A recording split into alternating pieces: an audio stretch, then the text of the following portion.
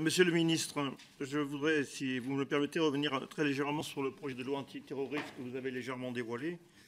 Je voudrais préciser que je note que depuis 1985, c'est 30 lois antiterroristes qui ont été promulguées. Je ne vous cache pas que j'ai la faiblesse de penser que certaines n'ont été que des instruments de communication politique. Cela étant, je suis convaincu que ce n'est pas le cas aujourd'hui, car pour sortir de l'état d'urgence, il faut absolument un texte qui sécurise nos concitoyens. Parmi les axes forts que vous avez présentés, vous avez parlé de périmètre de protection, fermeture des lieux de culte, assignation individuelle et perquisition administrative. Je voudrais revenir sur deux d'entre elles qui m'interpellent. La première, c'est l'assignation individuelle. Donc l'assignation domiciliaire a été prévue dans l'état d'urgence, a été appliquée. Et elle a pourtant montré son inefficacité. Pour preuve, un des deux protagonistes de l'assistanat de Saint-Étienne-de-Rouvray était un assigné à résidence.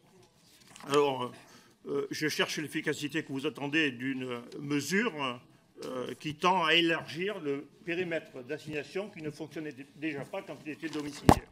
Et ma deuxième observation concerne les visites et saisies. Je suis inquiet de l'empiètement de l'administratif sur le judiciaire, car c'est vraiment le judiciaire qui permet les arrestations, voire les condamnations.